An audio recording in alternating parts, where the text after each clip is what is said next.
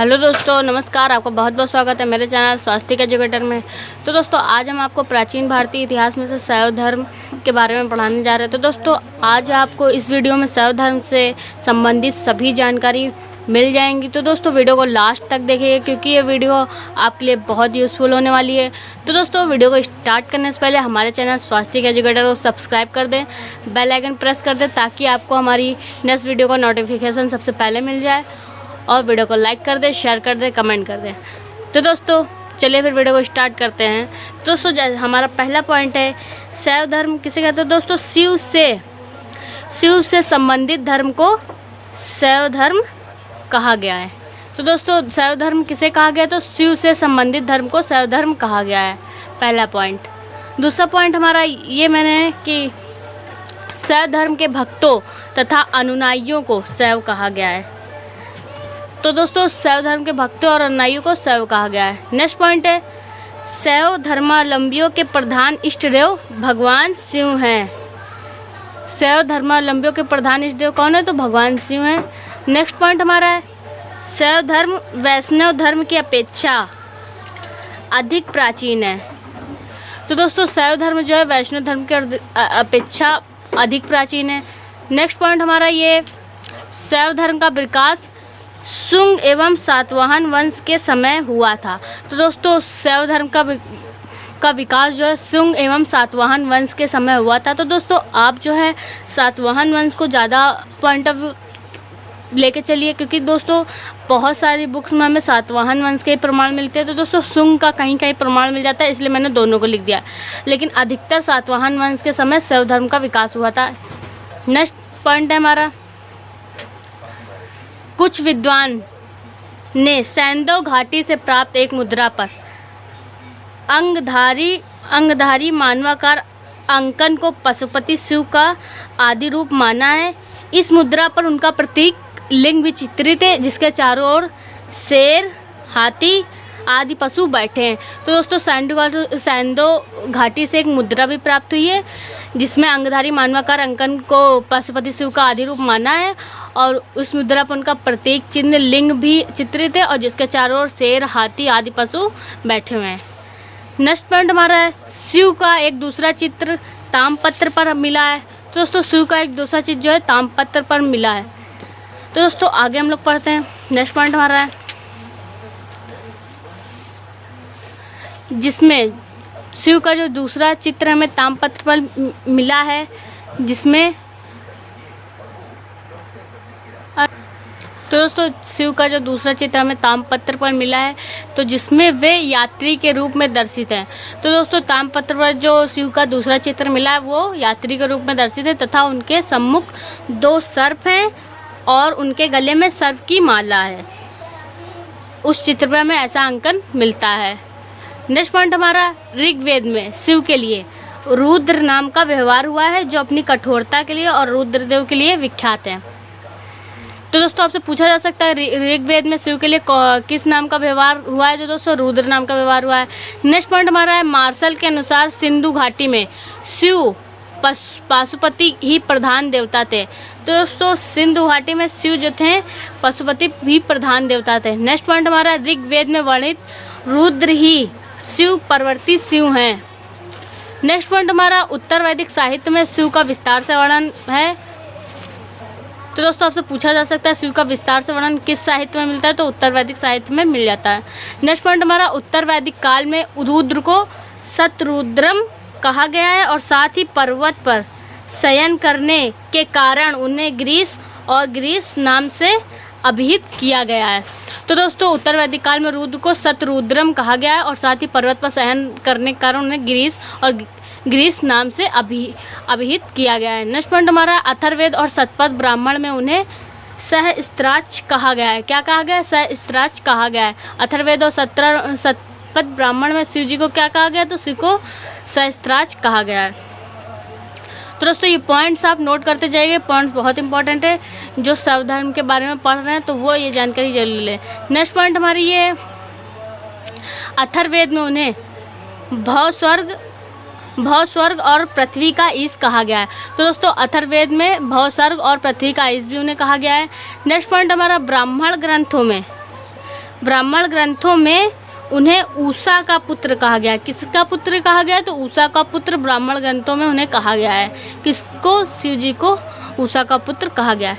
Next point हमारा है, प्रजापति द्वारा रखे गए उनके 8 नामों में से एक नाम असरान वर्ज भी था। उनके 8 नामों में से रुद्र, सर्व, उग्र और असनी, ये 4 नाम विनाशकारी और विध्वंसकारी थे। तो दोस्तों रुद्र, सर्व और उग्र, आसानी, ये जो 4 नाम है विनाशकारी और विध्वंसकारी थे। और जो बचे 4 नाम भव, पशुपति, महादेव और ईशान कल्याणकारी, यद्यपि समस्त देवगण उनकी रुद्रता से भयत्रस्त थे। तो दोस्तों अब आपको ये जानकारी प्राप्त होती है कि प्रजापति द्वारा उनके 8 नामों की जानकारी हमें प्राप्त होती है, जिसमें उनका एक नाम असारण वर्ज भी था।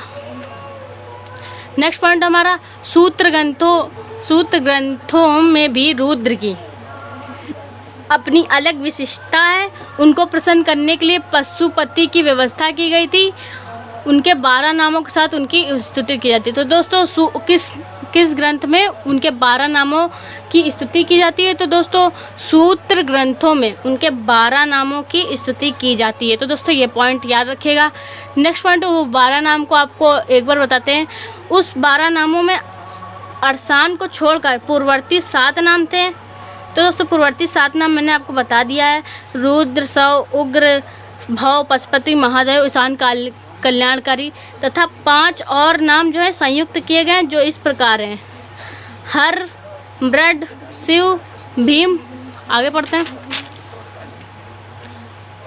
और शंकर, ये 5 नाम और संयुक्त किए गए हैं। और उनके साथ इंद्राणी, सर्वाणी और भवानी नामक 4 पत्नियां भी जोड़ दी गई हैं। नेक्स्ट पॉइंट हमारा है, महाभारत में शिव का उल्लेख श्रेष्ठ देवता के रूप में हुआ है। महाभारत के अनुशासन पर्व में लिंगोपासना का संकेत मिलता है, जो संभवतः अनार्य प्रभाव के कारण था। तो दोस्तों महाभारत में जो लिंग उपासना का हमें उल्लेख मिलता है वो किसके कारण था? अनार्य प्रभाव के कारण था। और महाभारत में शिव का उल्लेख जो हमें श्रेष्ठ देवता के रूप में प्राप्त होता है। नेक्स्ट पॉइंट हमारा, ईसा पूर्व 4वीं शताब्दी में शैवमत का उल्लेख मैगस्थनीज ने किया है। दोस्तों ईसा पूर्व 4वीं शताब्दी में शैवमत का उल्लेख किसने किया था? तो मैगस्थनीज ने किया था। नेक्स्ट पॉइंट हमारा है, कालिदास की रचना कुमार संभव में शिव की चरित्र और महिमा और गुणों का वर्णन है। तो दोस्तों आपसे पूछा जा सकता है कालिदास की कौन सी ऐसी रचना है जिसमें शिव के चरित्र और महिमा गुणों का वर्णन है? तो दोस्तों वह है कुमार संभव। कालिदास की रचना कुमार संभव में शिव के चरित्र, महिमा और गुणों का वर्णन है। नेक्स्ट पॉइंट हमारा है, पुराणों में भी शिव की महिमा का खूब गुणगान किया गया है और उन्हें देवों में श्रेष्ठ महादेव कहा गया है। तो दोस्तों आपसे ये भी पूछा जा सकता है किस ग्रंथ में शिव की महिमा का खूब गुणगान किया गया और उन्हें देवों में श्रेष्ठ महादेव कहा गया? तो दोस्तों पुराणों में। आगे पढ़ते हैं। नेक्स्ट पॉइंट हमारा, ऋग्वेद में शीशन लिंग पूजकों को घृणा की दृष्टि से देखा जाता था। तो दोस्तों ऋग्वेद में है शीशन लिंग की जो पूजा होती थी उनको घृणा की दृष्टि से देखा जाता था। और पुराणों में शीशन पूजा, लिंग पूजा का भी उल्लेख हमें मिलता है। और लिंग पूजा का स्पष्ट वर्णन जो है हमें मत्स्य पुराण में हुआ है। तो दोस्तों आपसे पूछा जा सकता है लिंग पूजा का स्पष्ट वर्णन किस पुराण में मिलता है? तो मत्स्य पुराण में प्राप्त होता है। आगे बढ़ते हैं नेक्स्ट पॉइंट की तरफ। पाशुपत संप्रदाय का गुप्त काल में अधिक विकास हुआ था। तो दोस्तों आपको आगे पढ़ाएंगे कि शैव धर्म के 4 संप्रदाय थे। तो दोस्तों उसमें से पाशुपत संप्रदाय का जो था वो गुप्त काल में अधिक विकास हुआ था। इस संप्रदाय के सिद्धांत जो थे, इस संप्रदाय के सिद्धांत के 3 अंग थे। पाशुपत संप्रदाय के सिद्धांत के 3 अंग थे जो थे पति, स्वामी अर्थात व्यक्ति आत्मा, पशु और पास बंधन। ये इनके 3 अंग थे। और इनके अतिरिक्त इनके 4 पाद थे जो कि थे विद्या या ज्ञान, क्रिया अथवा कर्म, योग ध्यान, चर्या अथवा आचार। ये इनके 4 पाद थे। नेक्स्ट पॉइंट की ओर बढ़ते हैं। शिव की पूजा त्रिमूर्ति के अंतर्गत ब्रह्मा विष्णु के साथ होती थी, जिसका प्रारंभ जो था गुप्त युग में हुआ है। तो दोस्तों शिव की मूर्ति के साथ ब्रह्मा और विष्णु की पूजा होती थी। इसका प्रारंभ कब हुआ? तो गुप्त युग में हुआ था। नेक्स्ट पॉइंट हमारा है हरिहर के रूप में शिव को विष्णु के साथ दर्शित किया गया है। तो दोस्तों किसमें जो है शिव को विष्णु के साथ दर्शित किया गया है, किस रूप में, तो हरिहर के रूप में उन्हें दर्शित किया है, जिसने दिव्य की कल्पना को विकसित किया, जिसकी कल्पना महाकवि ने अपने ग्रंथों में की है।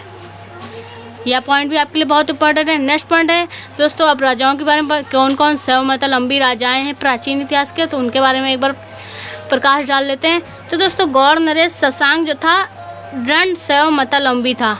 गौड़ नरेश शशांक जो था शैवमतालंबी था। और चंद्रगुप्त द्वितीय का मंत्री वीरसेन जो था वो भी शैव धर्म का उपासक था। नेक्स्ट पॉइंट है स्कंदगुप्त के अधीनस्थ सामंत महाराज हस्तिन भी शिव उपासक थे। नेक्स्ट पॉइंट है सम्राट हर्ष भी प्रारंभ में शिव का उपासक था। नेक्स्ट पॉइंट हमारा है कलचूरी, परमार, प्रतिहार, सेन, चंदेल, चेदी, गढ़वाल आदि राजपूत राजवंश के शासकों ने समय समय पर शिव की अभ्यर्थन की थी। तो दोस्तों अभ्यर्थना की थी। तो दोस्तों इस प्रकार पता चल रहा है प्राचीन इतिहास में शिव की महिमा का बहुत ज़्यादा गुणगान हुआ, शिव के अनन्य भक्त थे। तो दोस्तों इस प्रकार आपको पता चल रहा है राजाओं के शिव उपासक होने से कि यह धर्म भी प्राचीन था और इस धर्म को मानने वाले लोग भी थे। तो नेक्स्ट पॉइंट हमारा है पाल शासक। पाल शासक नारायण पाल ने बौद्ध होते हुए भी 1 सहस्त्र शिव मंदिरों का निर्माण कराया था। तो दोस्तों जिस प्रकार पता चल रहा है पाल शासक नारायण पाल ने बौद्ध होते हुए भी शिव मंदिरों का निर्माण करता, इसका मतलब वो शिव जी की कहीं ना कहीं वो पूजा करता था या उनमें उनकी श्रद्धा थी। नेक्स्ट पॉइंट हमारा उत्तर भारत में प्रतिहार, गढ़वाल और चंदेल शासकों के सहयोग से शैव धर्म का अधिक विकास हुआ था। नेक्स्ट पॉइंट हमारा है गुजरात के कतिपय चालुक्य शासक कभी शिव भक्त थे। तो दोस्तों गुजरात के कतिपय चालुक्य शासक भी कभी शिव भक्त हैं। नेक्स्ट हमारा पॉइंट है, नेक्स्ट पॉइंट की तरफ बढ़ते हैं। नेक्स्ट पॉइंट की तरफ बढ़ गए। तो दोस्तों नेक्स्ट पॉइंट हमारा है शैव धर्म उत्तरोत्तर समस्त भारत में फैल गया था। तो दोस्तों शैव धर्म जो है इस प्रकार उत्तरोत्तर समस्त भारत में फैल गया था। अब दक्षिण की बात करें तो दक्षिण में नैन्यार संतों के प्रभाव से और पल्लव तथा चोल सम्राटों के प्रोत्साहन द्वारा शैव धर्म की विशेष प्रगति हुई। तो दोस्तों हमारा नेक्स्ट पॉइंट है दक्षिण में 12वीं शताब्दी में वीरशैव या लिंगायत धर्म का उत्थान हुआ। तो दोस्तों वीरशैव या लिंगायत धर्म का उत्थान कब हुआ था, तो दक्षिण में 12वीं शताब्दी में वीरशैव या लिंगायत धर्म का उत्थान हुआ था। नेक्स्ट पॉइंट हमारा है 8वीं से 12वीं शताब्दी के बीच कश्मीर में दार्शनिक शैव धर्म का उदय हुआ, जिसमें शाक्त तांत्रिक धर्म के तत्व अधिक थे। तो दोस्तों 8वीं से 12वीं शताब्दी के बीच कश्मीर में भी एक दार्शनिक शैव धर्म का उदय हुआ था, जिसमें शाक्त तांत्रिक धर्म के तत्व अधिक थे। नेक्स्ट पॉइंट हमारा है शैव संप्रदाय के अधिकाधिक लोकप्रिय तथा व्यापक हो जाने पर इसमें 4 अन्य संप्रदाय भी हो गए। शैवागम में शैव संप्रदायों की संख्या 4 बताई गई है। तो दोस्तों शैवागम में शैव संप्रदायों की संख्या जो है 4 बताई गई है, जो इस प्रकार हैं शैव संप्रदाय, पाशुपत संप्रदाय, कपालिक संप्रदाय और कालमुख संप्रदाय। ये किस में बताया गया, तो शैवागम में शैव संप्रदायों की संख्या 4 बताई गया। उसके साथ साथ शैवागम के साथ साथ वामन पुराण में भी यही 4 संप्रदाय बताए गए हैं। कौन से 4 संप्रदाय, शैव संप्रदाय, पाशुपत संप्रदाय, कपालिक संप्रदाय, कालमुख संप्रदाय। आगे पढ़ते हैं, आगे में क्या पॉइंट प्राप्त होता है। इन 4 संप्रदायों के अतिरिक्त 2 अन्य संप्रदाय वीर शैव या लिंगायत संप्रदाय और कश्मीर शैव संप्रदाय भी उल्लेखनीय है। तो दोस्तों इन 4 जैसे कपालिक, पाशुपत और 2 जो शैव, कपालिक और जो 2 हमारे संप्रदाय हैं कपालिक, कालमुख, शैव संप्रदाय, पाशुपत संप्रदाय, इनके अतिरिक्त भी 2 अन्य संप्रदाय वीर शैव या लिंगायत संप्रदाय और कश्मीर शैव संप्रदाय भी उल्लेखनीय। तो दोस्तों अब हम लाइन से संप्रदाय एक संप्रदाय के बारे में पढ़ेंगे। तो दोस्तों पहले आता है हमारा शैव संप्रदाय। तो इसका पहला पॉइंट है हमारा इस संप्रदाय के लोगों को ही अधिकांशतः शैव धर्म का उपासक माना जाता है। तो दोस्तों आपसे पूछा जा सकता है किस संप्रदाय के लोगों को ये अधिकांशतः शैव धर्म का उपासक माना जाता है, तो आप शैव संप्रदाय पर टिक मारेंगे। नेक्स्ट पॉइंट हमारा है शैव धर्म का सर्वाधिक प्राचीन संप्रदाय शैव भागवत संप्रदाय था। तो दोस्तों शैव धर्म का सर्वाधिक प्राचीन संप्रदाय कौन सा था? तो शैव भागवत संप्रदाय था। उसके मूल सिद्धांतों को ही शैव धर्म का सिद्धांत माना जाता था। तो दोस्तों शैव धर्म का सिद्धांत किसे माना जाता था? तो शैव भागवत संप्रदाय के मूल सिद्धांतों को ही शैव धर्म का सिद्धांत माना जाता था। नेक्स्ट हमारा पॉइंट है शैव धर्म के सिद्धांतों के अनुसार सृष्टि के 3 मूल तत्व अथवा पदार्थ हैं। तो दोस्तों शैव धर्म के सिद्धांतों के साथ सृष्टि के 3 मूल तत्व अथवा प्रधान है, जो कि इस प्रकार है पति, पशु और पास जो है शैव धर्म के सिद्धांतों के अनुसार सृष्टि के 3 मूल तत्व अथवा पदार्थ पति, पशु, पास। नेक्स्ट पॉइंट हमारा है पति जो है, पति में क्या है कि पति शैव धर्म के सिद्धांतों के अनुसार पति का तात्पर्य है कि शिव जो सर्वत्र है, सर्वद्रष्टा, संपूर्ण सृष्टि के कर्ता, शक्ति के स्वरूप है, पति से यह तात्पर्य है। और पशु से यह तात्पर्य है कि शैव धर्म के अनुसार पशु जीवात्मा है जो अणु रूप में सूक्ष्म है। नेक्स्ट पॉइंट हमारा है पास। अब बात करते हैं पास। पास क्या है? यह माया और जीवात्मा को बांधने वाला तत्व अथवा पदार्थ है। इसके बांधने पर पशु अथवा जीवात्मा को शिव स्वरूप पाना संभव नहीं होता है। तो दोस्तों आई होप आप शिव संप्रदाय के बारे में सारी जानकारी आपको प्राप्त हो गई होगी, शैव संप्रदाय के बारे में।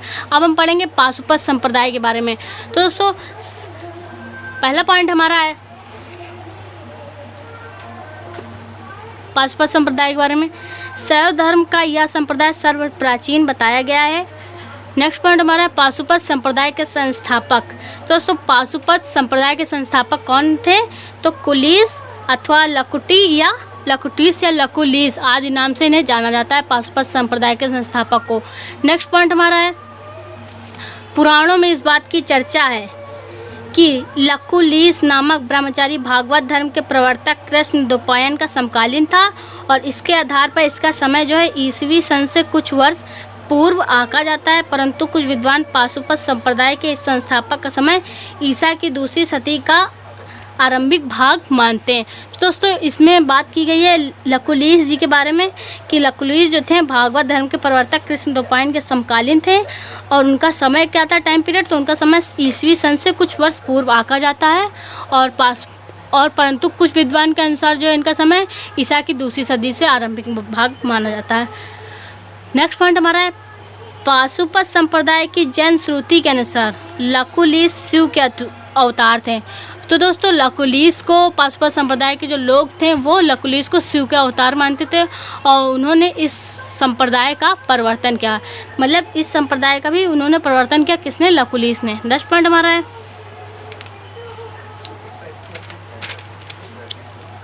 नेक्स्ट पॉइंट हमारा आचार्य लकुलीस के 4 शिष्य थे।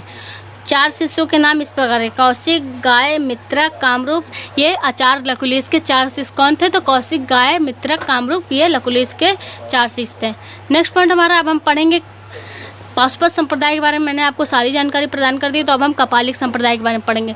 तो दोस्तों कपालिक संप्रदाय के इष्ट देव कौन है? तो इष्ट देव भैरव हैं, जिन्हें कि शंकर का अवतार माना जाता है। कपालिक संप्रदाय के इष्ट देव कौन है? तो भैरव, जिन्हें शंकर का अवतार माना जाता है।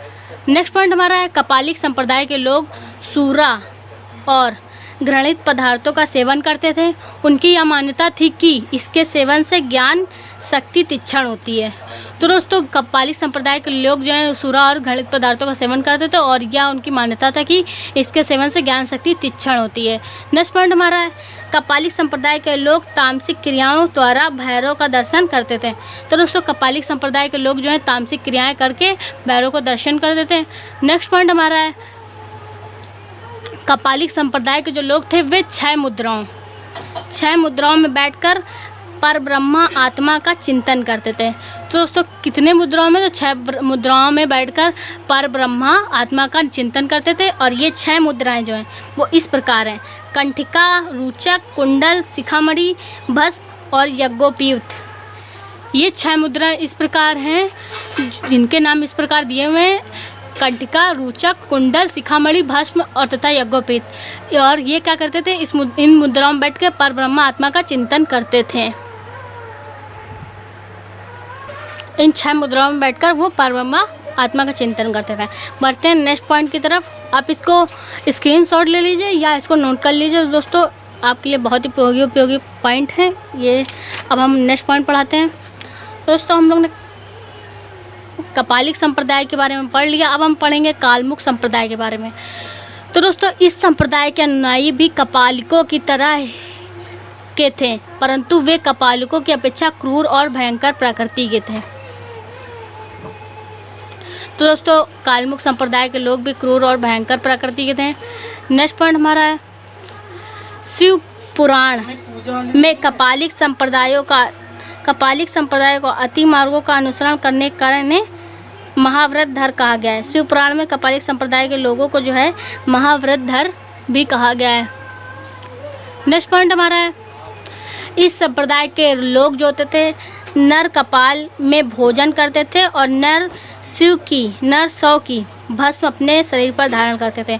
तो दोस्तों उस संप्रदाय का नाम बताइए जो नर सौ की भस्म धारण करते थे। दोस्तों उस संप्रदाय का नाम है कालमुख संप्रदाय। नेक्स्ट पॉइंट हमारा है यह संप्रदाय जो था सबसे कम समय तक प्रचलित रहा था, ज़्यादा समय तक ये नहीं प्रचलित था।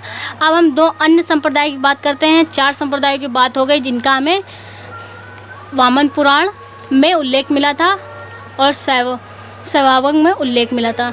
नेक्स्ट पॉइंट अब हम बात करेंगे लिंगायत संप्रदाय अथवा वीर संप्रदाय की। तो दोस्तों इसकी बात है, पहला पॉइंट हमारा दक्षिण भारत में शैव धर्म के इस संप्रदाय का अधिक प्रचलन रहा। तो दोस्तों दक्षिण भारत में इस संप्रदाय का अधिक प्रचलन रहा था। नेक्स्ट पॉइंट हमारा है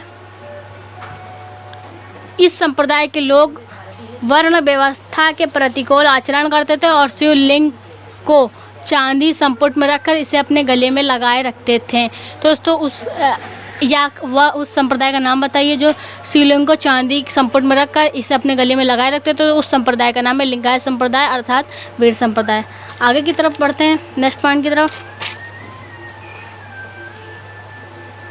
नेक्स्ट पॉइंट हमारा है वसव पुराण में इस संप्रदाय का उल्लेख हुआ है। तो दोस्तों लिंगायत संप्रदाय और वीर संप्रदाय का उल्लेख किस पुराण में है? तो वसव पुराण में इस संप्रदाय का उल्लेख हुआ है। नेक्स्ट पॉइंट है हमारा श्री रेणुकाचार्य, दासकाचार्य, एकरोमाचार्य, पंडिताराध्य, विश्वाधाद्य आदि महापुरुषों ने इस मत का प्रचलन किया था। किस मत का? वसव पुराण में इस संप्रदाय का उल्लेख हुआ है और इन्होंने लिंगायत मत और वीर संप्रदाय के मत का जो है प्रचलन बहुत किया था दूर दूर तक। श्री रेणुकाचार्य, दासकाचार्य, एकरोमाचार्य, पंडिताराध्य और विश्वाराध्या। नेक्स्ट पॉइंट हमारा लिंगायत मत के अनुयायी कर्म की प्रधानता में विश्वास करते थे। दोस्तों आपको ये पता होना चाहिए कि अगर आपसे पूछा जाए लिंगायत मत के अनुयायी किस में विश्वास करते थे, वो कर्म की प्रधानता में विश्वास करते थे। अब हम पढ़ेंगे दोस्तों कश्मीर शैव संप्रदाय के बारे में। हम लोग ने लिंगायत संप्रदाय के बारे में संपूर्ण जानकारी प्राप्त कर लिया है। तो दोस्तों कश्मीर शैव संप्रदाय की बात करें तो इस संप्रदाय के सिद्धांतों को प्रत्यभिज्ञा दर्शन के नाम से भी जाना जाता है। इस संप्रदाय की 2 शाखाएं हैं। पहली शाखा है स्पंदन शास्त्र, दूसरी है प्रत्यभिज्ञा दर्शन। दोस्तों स्पंदन शास्त्र के प्रथम दार्शनिक वसुगुप्त थे और उनका शिष्य जो था कल्लट था। और इस संप्रदाय के 2 प्रधान ग्रंथ हैं शिवसूत्रम और स्पंदन कारिका। नेक्स्ट पॉइंट हमारा है प्रत्यभिज्ञा दर्शन के प्रवर्तक सोमानंद थे जिन्होंने शिव दृष्टि नामक ग्रंथ की रचना की थी। और उनके शिष्य कौन थे? उनके शिष्य उदयकर और अभिनव गुप्त हुए। तो दोस्तों यह पॉइंट्स बहुत इंपॉर्टेंट है। इसी में ही 4 MCQ बन सकते हैं, जैसे कि स्पंदन शास्त्र के प्रथम दार्शनिक कौन थे या उनके शिष्य का नाम बताइए, वसुगुप्त के शिष्य का नाम क्या था, और कश्मीरी शैव संप्रदाय के 2 प्रधान ग्रंथ, स्पंदन शास्त्र के 2 प्रधान ग्रंथ कौन से थे? तो शिवसूत्रम, स्पंद का। तो दोस्तों ये पॉइंट आप नोट करते चलिए, बहुत इंपॉर्टेंट है। नेक्स्ट पॉइंट हमारा है कश्मीरी शैव सिद्धांत के अनुसार परम तत्व परमेश्वर है जो शिव और शक्ति का कामेश्वर और कामेश्वरी की का सम्मिलित रूप है। नेक्स्ट पॉइंट हमारा है शिव के जो हैं 2 रूप हैं, विश्वात्मक और विश्वोत्तीर्ण। तो दोस्तों विश्रात्मक और विश्वोत्तीर्ण जो है शिव के 2 रूप हैं।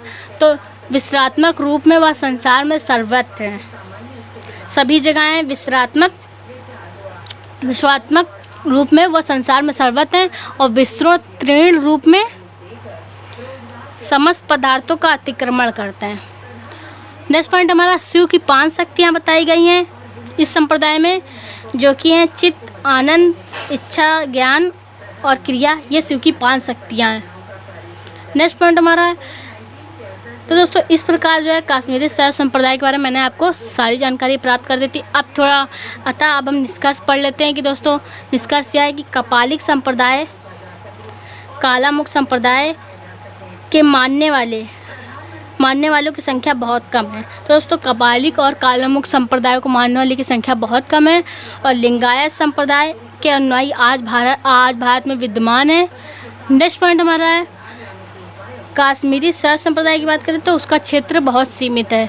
तो दोस्तों इस प्रकार शैव धर्म से संबंधित जितनी भी जानकारी तो मैंने आपको पॉइंट बाय पॉइंट वाइज पढ़ाई है, कोई भी जानकारी आपके लिए छूटी नहीं है। तो दोस्तों आप इस एक वीडियो में बहुत जानकारी प्राप्त कर सकते हैं। तो दोस्तों वीडियो को ध्यान से देखें। अगर आपको एक बार में वीडियो ना समझ में आए तो पॉइंट को फिर से आप नोट कर सकते हैं, उसका स्क्रीनशॉट ले सकते हैं और उसको बाहर में पढ़िए।